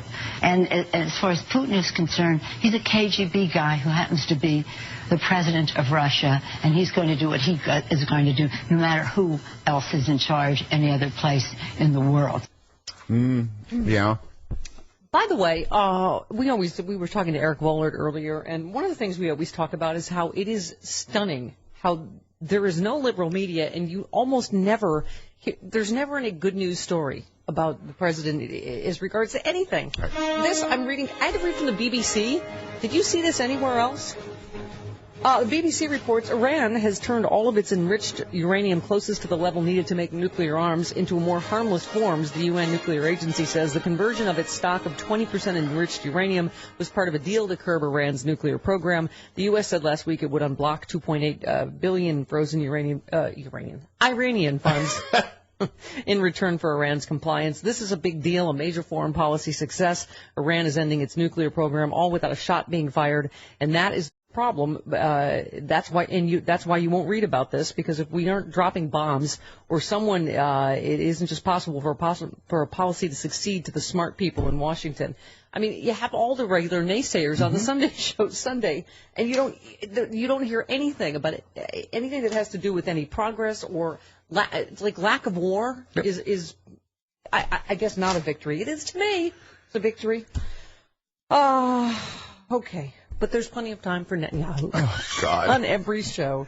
Here he is. We'll take whatever action is necessary to protect our people, including against the terror tunnels that they're trying to dig against us. Hamas is simply continuing all its operations, and Israel will not let this terror operation decide when it's convenient for them and not convenient for them to attack our people, when it's convenient for them to restock and reload, and when it's not convenient for them. We'll do whatever is necessary to protect our people. So the breaking news is that this is the same breaking. As somebody said on my Twitter feed, I'm 62 and this has been breaking news all my life. Yep. It continues to be unbelievably depressing. And I've stopped reading and stuff that people post about it, because each side has its slickly produced propaganda. And I have a tiny hate letter for you on that, though, when we return. Oh, really? Yes, 46 minutes after the hour. Just for me or for the whole show? No, just for you. Oh, 46 minutes after the hour, right back on the Stephanie Miller Show. The dog is a panda walrus. He is not. He is a handsome, smiley dolphin dog with rubber gorilla lips. All right. You know what it is? Because the studio's at home, so my crazy elderly shut-in voice that I normally have, I forget when you guys are actually here and the show starts, so I need to... Oh, look, yeah, go ahead. Here we go. Everybody loves the broadcast news moments. Do we? I mean, it wasn't vital for right this second. It is for me. All right. Chris in Yankton says, Steph and Chris, if you're going to do a broadcast news tribute, I expect to see Nathan's disembodied hand reaching into your camera shot, trying to straighten the poster on the wall behind you. Then I hear producer Chris saying, your hand's in the shot. I love that movie. We have a lot of broadcast news moments. You know why? Why? Because I'm the smartest person in the room. And it is hard. It's really, really hard. It must be nice to always believe you know better. To always think you're the smartest person in the room. Mm-hmm. No, it's awful. It is. It's awful. But it's a burden I bear, and I bear it for you, Chris. Oh, you're the best. Connie in New Mexico. I just lint rolled my hat, by the way. You did. Hello, Connie. Oh, well, hello. Good morning, y'all. Southern California. Yes, hi. I'm from there, too, but I miss it. And also, about the Israel thing, we need a history lesson in this country about how Palestine ended up in its position. 1947, the UN decided we'll divide Palestine into halves. There's two states, Israel and that. Then the terrorists started happening. And because the Israelis just keep taking their land. And nobody ever stops them. We just keep giving them arms. And these poor people are stacked in little holes to live in, and these people bomb them, and they're going to take out a population. And we all know that. And then they have apartheid, and you have to go through Israel to get anything done if you're an Arab. Well, if you do look at the map and you look at, where the fence is and where the borders are shut, I mean, there is an argument there that where are they supposed to go? It is, and yet they use their money to build more rockets and not, and these tunnels. And so it's this argument, it's just going to go on and on and on forever, Which is why I want to stay out of it. The thing I want to say about, other than that, is Netanyahu, to me, is like Cheney. Cheney would love to have his job because Cheney would get off on this bigger than that. Oh, he tracked Iran yesterday. Yeah. Okay, this is your hate letter. This is from, you give a neurologist headache doctor a headache. It's from Larry. Hi, Larry. Hello, Larry. I love the show. Listen daily. I am a neurologist headache doctor near Chicago. Okay. However, several times I've heard Chris make negative remarks about Israel trying to defend itself. It is difficult to understand the position against Israel defending itself. Yes, there are kids killed in Gaza, but what would any country do if attacked constantly? Now the tunnels and the launchers are hidden in the schools, homes, hospitals. Right. I think almost all countries, particularly the U.S., would respond more vehemently. Heck, we invaded Iraq under false pretenses. Yeah, that wasn't right either. And they weren't even sending rockets over. So, right. Chris, I criticized us for attacking Iraq. So, Chris, it's easy for you drinking your latte in your nice home and studio to pontificate of what Israel's doing wrong. But in their place, what would you do? Dr. Larry in Chicago. Is that latte you're drinking, by the way? No, it's actually, venti drip, no room. It's not, and I built the studio not for you, but it's not easy for you and your nice latte and your nice studio. You know what? When I criticize both sides, people on either side will only hear that I criticize their side. Right. Depends on when you tuned in. If you tune in at the right time, you're a Zionist thug. Exactly. If you tune in at the wrong time, you're a Hamas terrorist sympathizer. Exactly. I have criticized both sides. Both sides need to stop poking each other with a sharp stick. Netanyahu yesterday on the TV. Benjamin Netanyahu. Hamas doesn't even accept its own ceasefire. It's continuing to fire at us as we speak. Israel has accepted 5 ceasefires since this conflict began. 5. We accepted them and we implemented them, including 2 humanitarian ceasefires in the last 24 hours, which Hamas rejected, as they rejected all the other ceasefires, and they violated them. So you say Israel resumed its offensive. No, we didn't resume our offensive. We had a ceasefire. They violated it, and now they're violating their own ceasefire. I'm going to guess that no matter what's happening, it's not enough war quickly enough for Senator Huckleberry Butch me up. Republican of the fainting couch. Lindsey Graham. When it came to Israel, condemned the UN Human Rights Report that holds Israel responsible for the activity here. The UN Human Rights Report is a joke. The UN is becoming more anti-Israeli, anti-Semitic. I would push back. Congress will do this. That's a new pronunciation. Israel. That's for people that believe in the real America. And someone needs to get it through his thick skull that just because you're against the far-right policies of the Israeli government that's currently in office right now does not mean you're anti-Semitic. Does not mean you're against the entirety of the Jewish people. Yes. Bruce in L.A., you're on the Stephanie Miller Show. Hello, Bruce. I just have a quick question. If people, the lady who spoke talked about the history of Palestine and this man. I mean, she's wrong, but that's a different story. Prior to this whole intifada, when it started in 2001, Gaza was a booming industry. People from Gaza worked in Israel constantly. People in Israel would go on vacation, not only to Egypt, but they'd go to Gaza.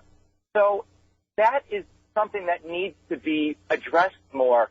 That if you had a side, and everybody in Israel, at least I lived there for 2 years, so I can speak, most people are not far right, far left. Most people want to get along. Exactly. If you are next to somebody that wants to constantly destroy you, it's kind of hard to live. So, yes, you do kind of have to block the situations. Now, let me just make one quick comparison, and I know you guys are going to think it's crazy, but if you're not Jewish and you haven't had the bite of it, all I can say is for someone that's the biggest the gay rights supporter that I am, and I continue to be, it's more personal to someone who is gay than someone that's not gay. Someone is black, not black, Jewish is not black. So I think it's a different perspective. That's my big point. But isn't an outsider's perspective also valuable? It's different. I'm not saying it's not valuable. I'm saying it's different. If your grandfather wasn't in the Holocaust, it's different. If you didn't have somebody in your family, who might be black, that suffered because they're black, it's different. Yeah, right. I have one of my best friends who's gay, and he just got married, and I cried at his wedding because I was so happy for him. All right. We get your point. All right. Jim Ward, I see his car. Yes, he's here. Next on the Stephanie Miller Show. It is the Stephanie Miller Show. Welcome to it. 6 minutes after the hour. 1-800-STEP-1-2, the phone number. Toll free from anywhere. StephanieMiller.com, the website. You can email us all. Our executive producer, Chris LaVoy. And voice deity, Jim Ward. Jim Ward. Yay. Mondays with extra mookage. Hi. Hello, Jim. Hello. What? And I was going to say, what are the chances that North Korea would threaten to nuke the White House just on the day that you're here? By the way, what did Mei Lee say? Mei Lee said Kim Jong-un's a punk. Yeah.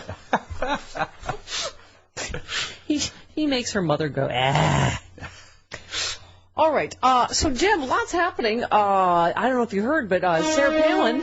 Oh, yeah, for a little drunken rant there. Oh, no, she's going to have her own YouTube channel. Oh, YouTube channel. Oh. So you can get her all the time. Great. She's launching her own online TV network. Yeah. It's subscription-based, so you got to pay for it. I was watching Game Change again, and then watching the real Sarah Palin with a little weird drunken rant. The other one's much better than you. Yes. Only $9.95 a month to get Sarah Palin at 24. Wow. We don't know, Chris, are there going to be other things besides Sarah Palin, one would assume? There might be. There's a hashtag thing going on Twitter right now suggesting new Sarah Palin shows. Oh, really? Yes. It's kind of funny. Is it airworthy? Some of them are not. Yeah.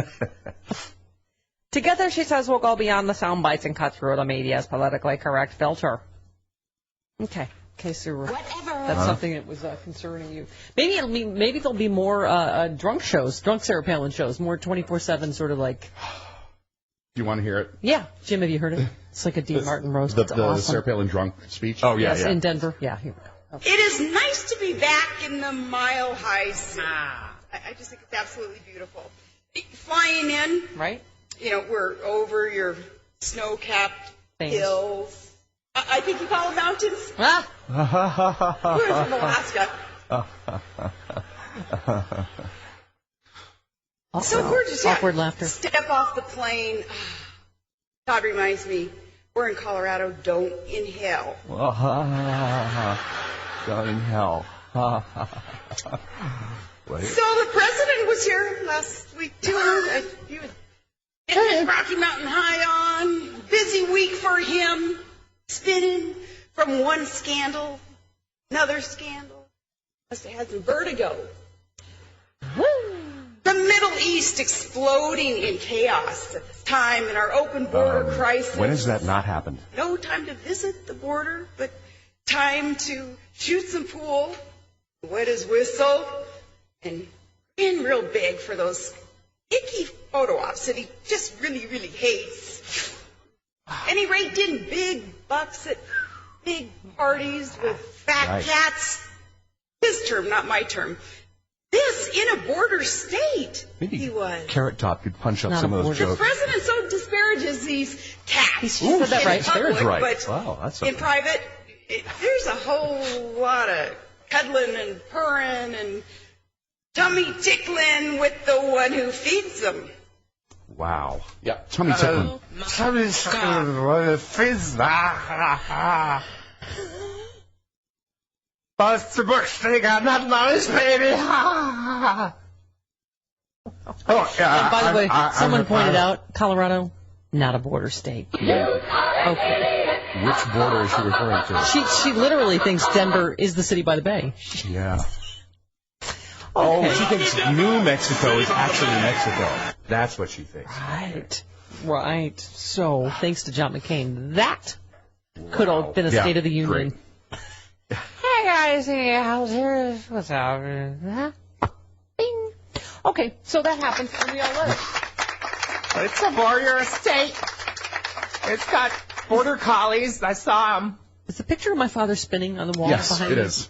It's like just man like with two brains. Daddy, give me a sign, just any sign. Daddy, can you hear me? Something's gone wrong with the Republican Party. Just any sign at all. No.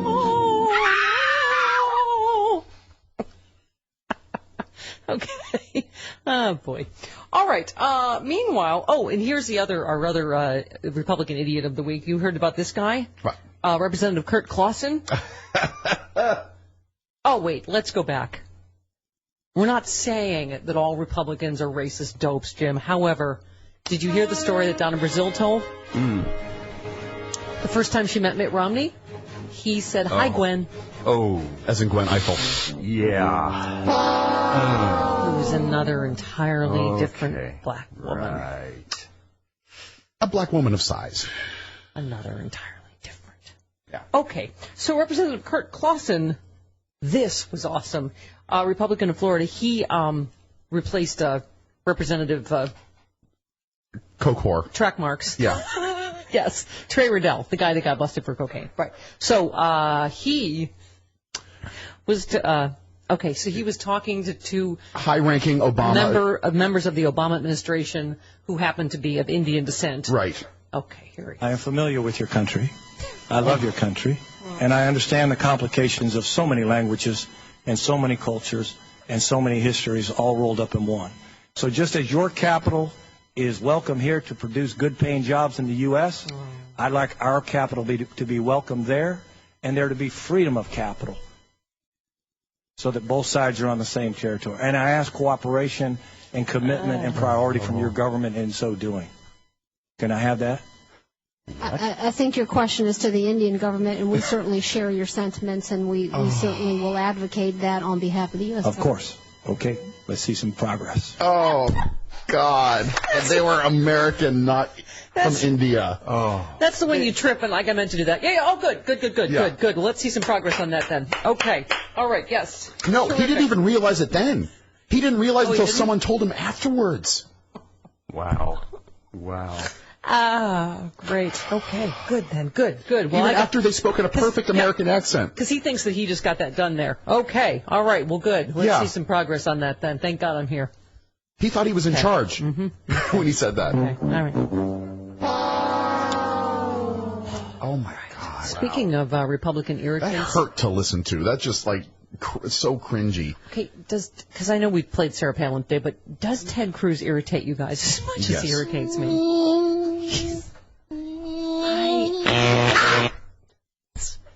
It's not just what he says, it's the way he says it. I don't mean to be shallow, but he always has that kind of sad for America face. Condescending. Yeah. So sad for America that you don't understand my brilliance.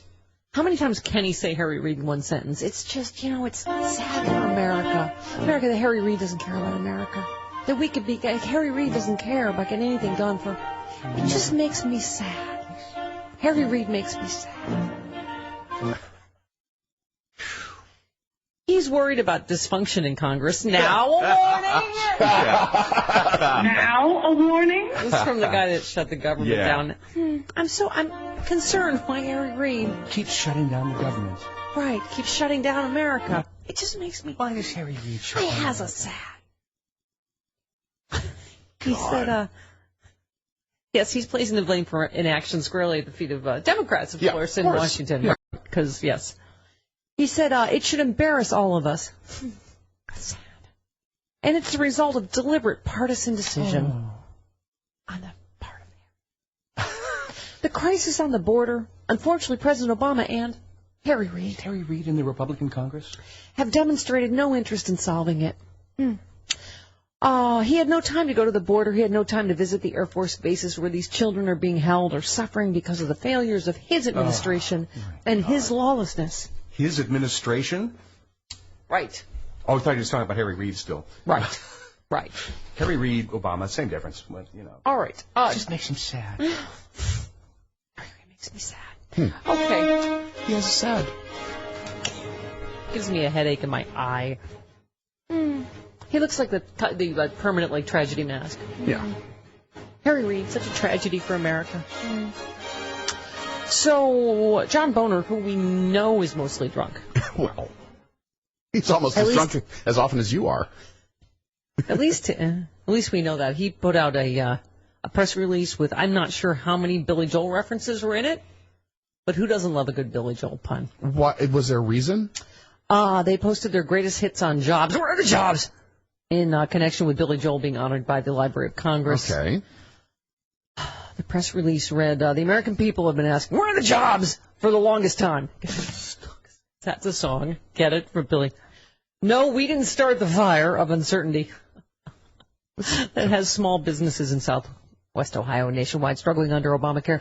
And a student coming out of college trying to find a job has every right to be an angry young man about this economy. Don't ask me why. That's another one. They haven't acted on these 10 bills that have broad bipartisan support, but hey, the night is still young. So say goodbye to Hollywood, Mr. President. And work with us to help grow the middle class and expand opportunity for everyone from the piano man to the uptown girl. Oh, my God. I hope someone got a raise for that. That is... Taxpayer money went towards that? Oh, my God. That is quippy and punny and just awful. Embarrassed for his office. Okay, then. So that happened. All right. 17 minutes after the hour, I can tell there's Kim Jong-un's coming. Kim Jong-un's? Is anything like Funyuns? They're baking now. 17 minutes after the hour, right back on the Stephanie Miller Show. Yeah, it is the Stephanie Miller Show. Welcome to it. 22 minutes after the hour. Well, Comedy God has given us drunk Sarah Palin. Wow. And now, on Jim Ward Day, on Maximum Mookage Day, North Korea threatens nuclear strike on the White House. Mm-hmm. Now, a couple days ago, they defended missile tests and warned the Gangsta USA.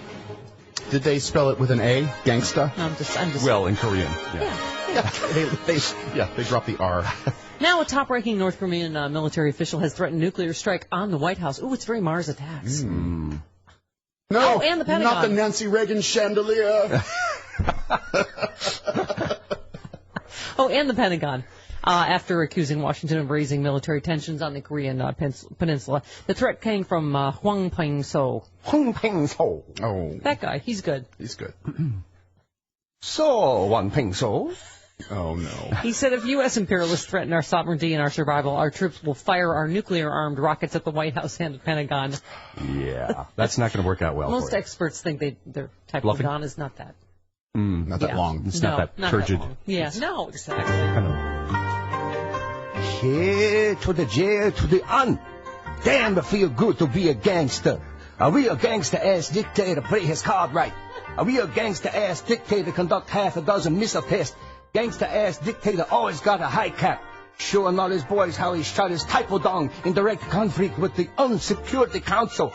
Cause gangster-ass dictator think deep. Damn it good to be a gangster. Although I was born in Jamaica, now I'm in Pyongyang making deals. Damn it good to be a gangster. Kim out!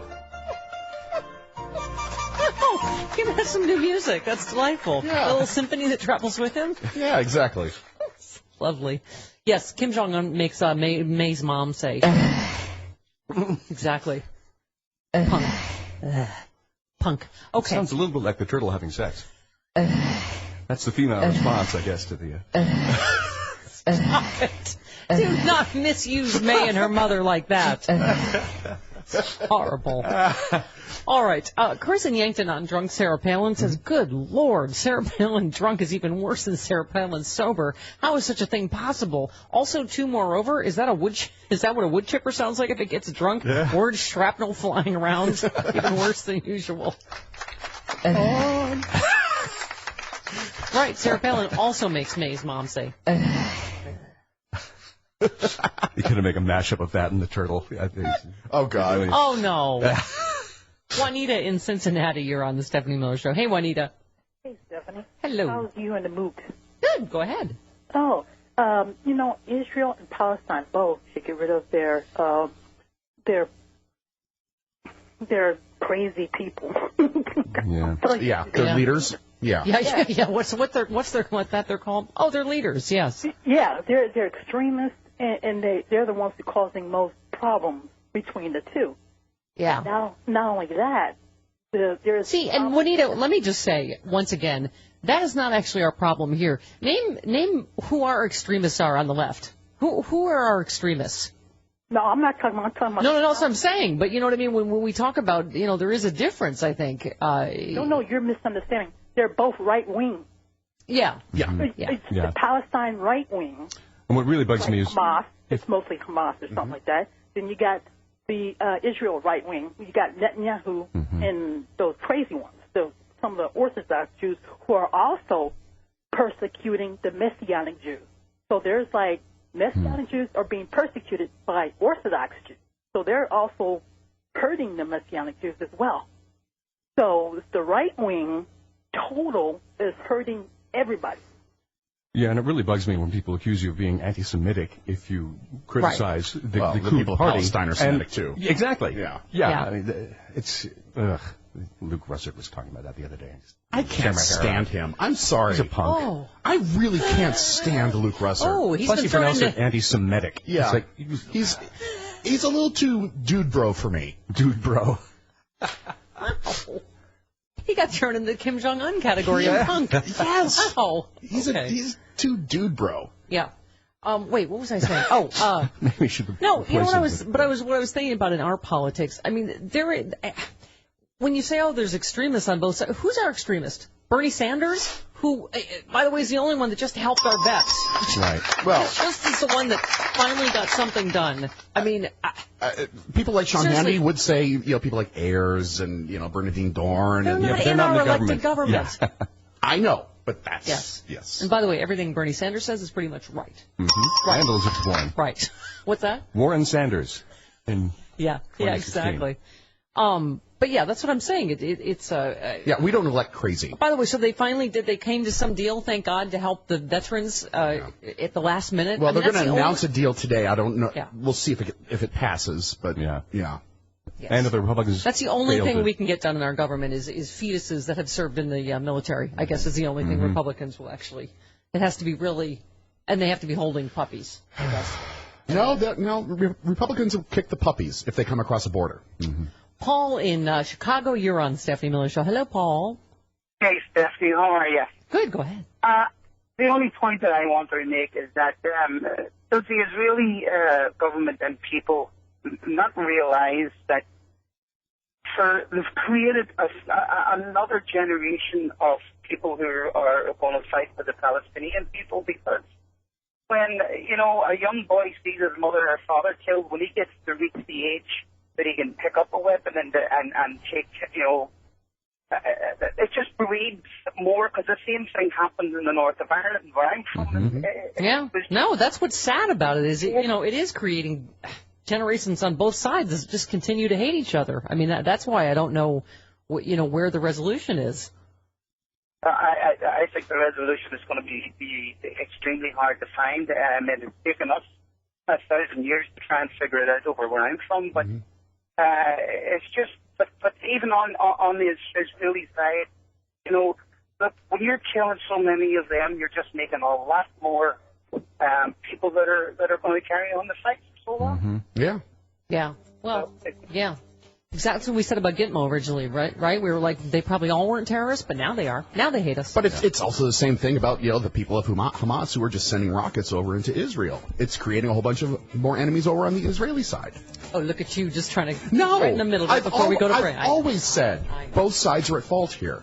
29 minutes after the hour, right back on the Stephanie Miller Show. The Stephanie Miller Show, welcome. That's how we know we're old. Our Charlie Rangel impersonator is like 58 now. Yeah. I don't know what happened. She was an Albuquerque sexy liberal. Yeah. It was like, oh, hi. Oh, hi. Oh, hi. You're an old lady. No, she's not. 1-800-STEPH-12, the phone number. Toll free from anywhere. Mondays with extra mookage, maximum mookage. Jim Ward, voice TV extraordinaire, live in the studio. Okay. By the way, speaking of the floodgates. Yes.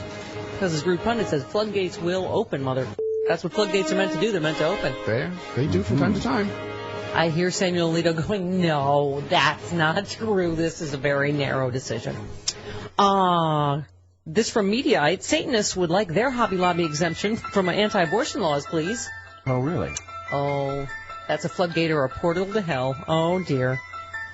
The New York-based organization plans to use the recent Supreme Court decision to argue that its members should be allowed to opt out of so-called informed consent laws, which require doctors to read state-mandated material to women seeking an abortion, much of it, according to critics, pro-life propaganda. So there you go. There's a see how that one. Is Sharia court up next? Possibly. They believe it's a deeply held belief that in genital mutilation or Or is it whatever? Or is it only the white religions that they're considering? Yes, exactly. Exactly. What about this guy? What about this guy with the gay fart demons? Fart demons. Fart demons. Pastor claims gay people are possessed by fart demons that drive pigs to suicide. Sure. What about this guy? That's a deeply held religious belief. Founder of Holy Fire Ministries. Holy Fire Ministries versus fart demons. Fart demons. The flying spaghetti monster. Next up at the Supreme Court. That's going to be next on the Sci-Fi Channel after Sharknado 2. Yeah, take your organ out. We'll have to. We've already covered this, Jim, but it's worth. Bert Farias. He'll be next up at the Supreme Court. Founder of Holy Fire Ministries claims to know the raw, naked truth about why people are gay. They're possessed by fart demons. Right. Obviously. He claims in choosing to be gay, a person chooses to engage in unclean demonic practices. Once that happens, they become possessed by putrid-smelling demons. So stinky, they could drive pigs to suicide. No, that was just the broccoli last night. Mm-hmm. What? Uh-huh. He said, "You'll see, I'm actually trying to help you." Oh. He urged gay people not to get upset with him. Thank you for your help. Homosexuality is actually a demon spirit. It's a putrid-smelling demon that other demons don't even like to hang around with. It's like Glenn Fry. Because the other Eagles, remember he had the gastrointestinal? Never mind. It's not important now. It's the Glenn Fry demon. Yeah. Wow, that was an old reference. I just remember he had a very... Glenn Fry, what? Never mind. That was a bit that we did on the old show. 1,000 years ago. Yeah, wow. And then we apologized to Glenn Fry. Anyway, he said there's an account in the Bible where Jesus casts out 2,000 demons out of a man. The demons come out screaming and beg Jesus to send them into the pigs. The pigs didn't want them, so they ran down a steep hill and were drowned at sea. Pigs have more sense than humans. He said people embrace homosexual demons, but pigs would rather die than be possessed with demons. People really interpret the Old Testament literally? Yep. What? Yep. Fart demons. That's, And you claim to be anti-Sharia law, but... Yeah. Okay. Okay, then. By the way, speaking of the gay fart demons... Jenny McCarthy has apologized, calling herself a hypocrite for making a Hillary Clinton lesbian joke. Good for her. She, on The View, you recall, floated the idea that Hillary has an arrangement with her husband, jokes that she may be seeing other women. McCarthy has now penned an op-ed apologizing for that joke. She said it makes her a hypocrite. She says upon further reflection, her comment about Clinton shows how I should be more mindful of my jokes, and said cracking the joke makes her a hypocrite. She said, that night as I lay in bed, presumably alone, and not with another woman. See, I just made a little joke about maybe Jenny, who knows why she was thinking that. I realized that I was a hypocrite. How could I make a joke like that and then 5 minutes later preach about female empowerment? It makes me sad when I see a woman ripping on other women, and there I was making a joke about our possible first female president. Well, good for you, Jenny.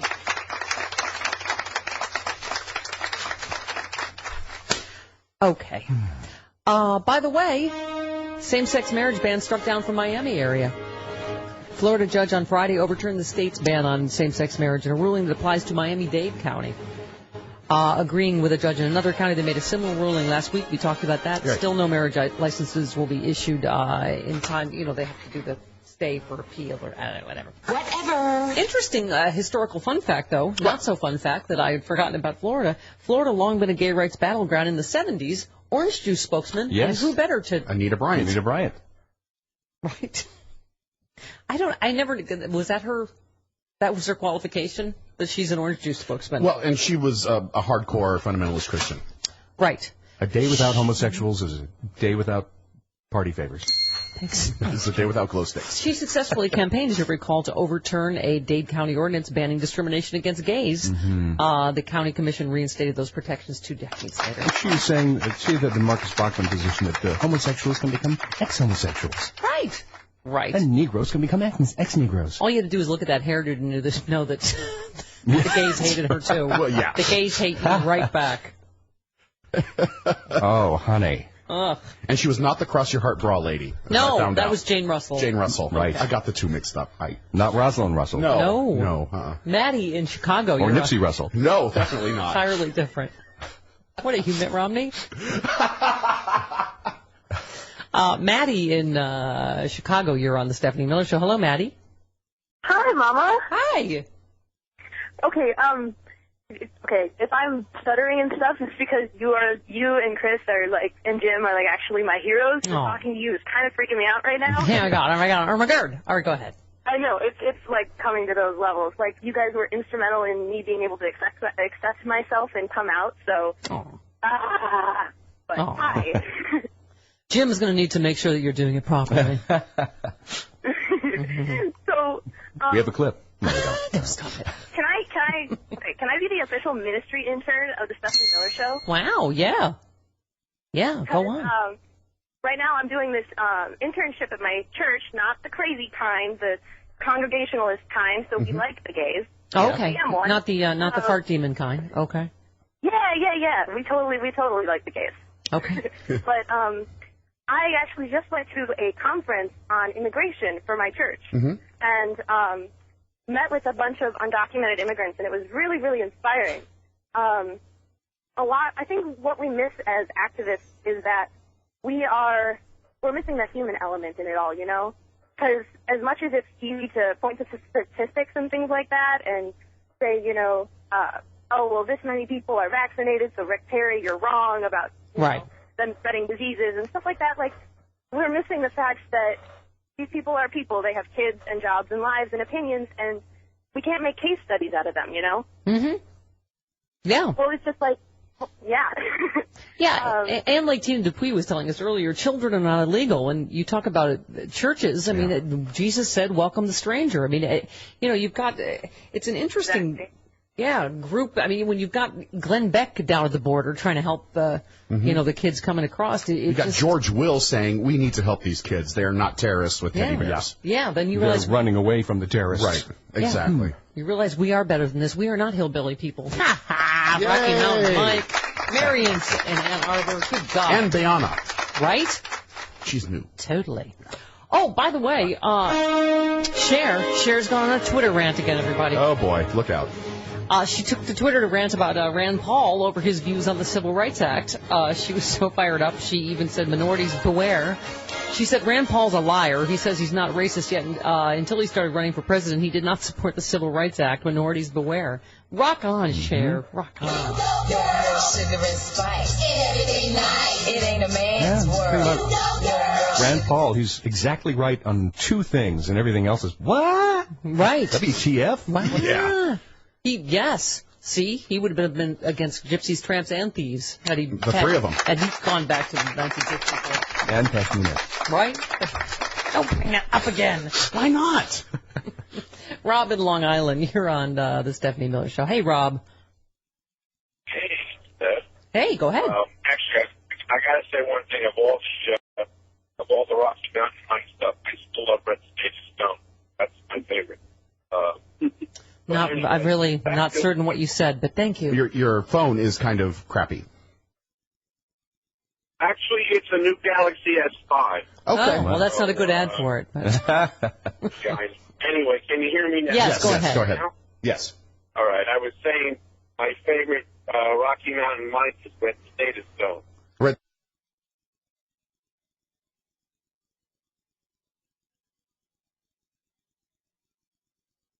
All right. And that was going so well before the S-bomb. Okay. All right. Hey, Roland in Maine, you're on the Stephanie Miller Show. Hey, Roland, welcome. Hey, Stephanie. Hey, go. Time caller. Okay, go ahead. Stephanie, I have one question for you.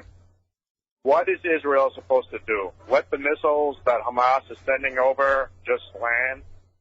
Is that what they're supposed to do? Well, that's not what they're doing. That's why they have the shield and they're defending themselves. Iron Dome and yeah. I don't know. I don't think anybody is saying Israel is not doesn't have the right to defend themselves, are they?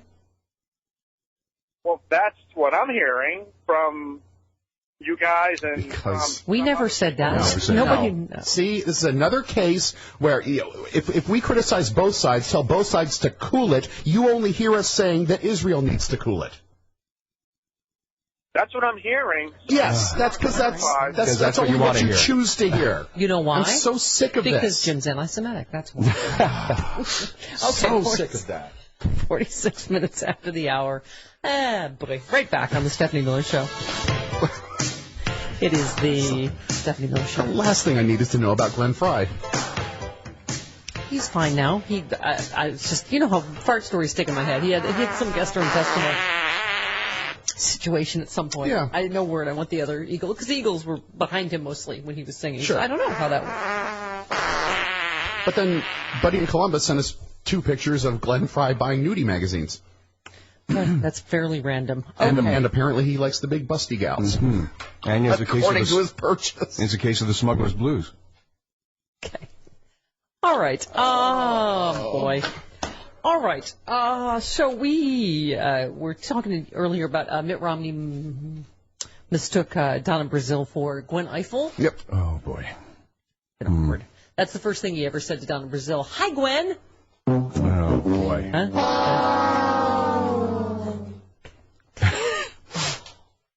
How about this one?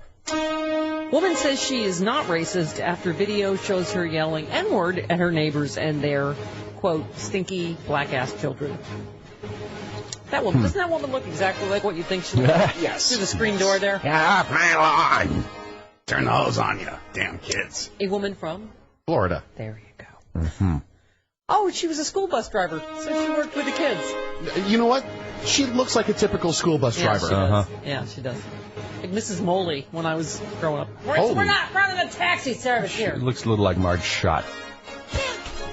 She would take off on purpose when we were almost to the corner. Yeah. Holy moly. Moly. Former Florida school bus driver Pamela Mishner told ABC7 she is not racist after footage circulated which shows her in a tirade screaming black-ing N-word. Effing N-word. She's heard clearly in the video yelling, let me tell you something, you fat N-word. Maybe if you disciplined your N-word stinky-ass black children, I wouldn't have to put my 2 cents in. Thankfully, her employment with the Sarasota School District ended in May when she resigned after working there for 10 years. You know what? I bet you that's exactly what if we went to Road Flare Mary's house. That's what she would look like. A reporter with ABC7 knocked on the door to get her side of the story, because it seems like there's 2 sides to that story when you're caught on tape. Mishner was asked about the neighbor's accusations that she is racist. And what does a racist always say? I'm not a racist, but... There you go. She said, first of all, I'm not a racist. It's just the opposite. Huh? I love the blacks. Before saying, thank you for your time, and slamming the front door. The reporter asked through the closed door, listen to me real quick, friend. The reporter asked through the closed door about her use of the N-word, and she said, well, what do you expect? He said, what do you expect? My life is threatened, okay? I have people attacking me all the time. What do you expect? The reporter referred back to the video, noting the only violent comment made during the altercation, I'll slit your throat, came from her. Mishner. Listen to me very carefully. Put the swastika back. Listen to me very carefully. Put the candle back. The Stephanie Miller Show does not have any information like that, Jim. We're just saying instead of a mezuzah, I'm guessing that she has a swastika. Mm-hmm. And that's how the door opens. It's like a hidden bookcase. And they start playing the Horst Wessel-Lied. That's probably... We have no information that that's what happens when you ring your bell.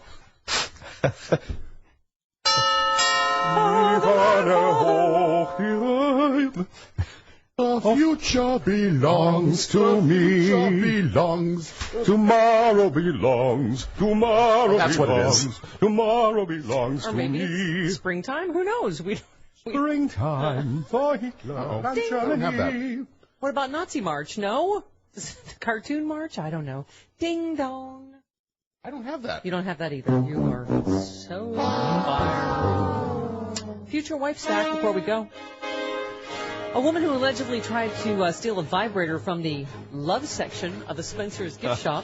They still have Spencer's gifts? Wow. Isn't that awesome? In South Carolina. Wow. Was foiled when a store employee spotted her stashing the device behind her baby, who was seated in a stroller. Well, look at you. Bought a sex toy with the baby in a bar. You have a baby. In a bar. In a sex shop. Okay. All right, then. Aretha Franklin. I love this story. Who was at Sexy Liberal Detroit? Yes. A couple of years ago. Fan of the show? Thank you. Who does not know you need to treat her with RSPECT? She was at Johnny Rockets on the Canadian side of Niagara Falls after a sold-out show, of course. Ordered a hamburger. Yep. Woman's entitled to a hamburger after a sold-out show. Absolutely. The server screamed at Franklin, saying she couldn't sit down to eat because she had ordered takeout. Oh, no.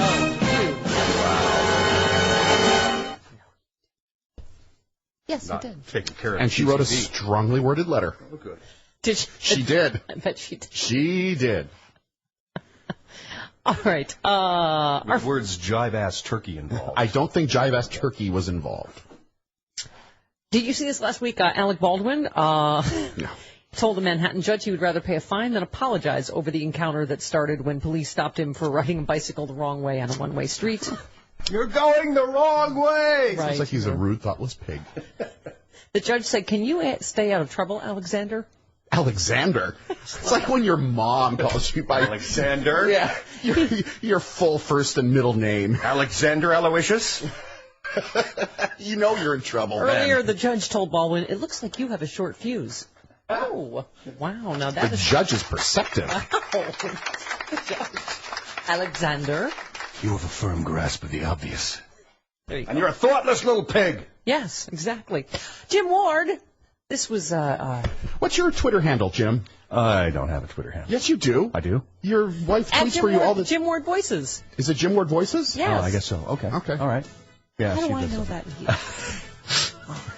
that? Your wife tweets for you all the time. You should Wow. probably check in to see what she's saying about you. All right. That's it for Just make us. sure that she didn't write anything anti-Semitic. Who knows? All right. Tell her not to comment on Israel and Gaza. Okay, see you tomorrow on the Stephanie Miller Show.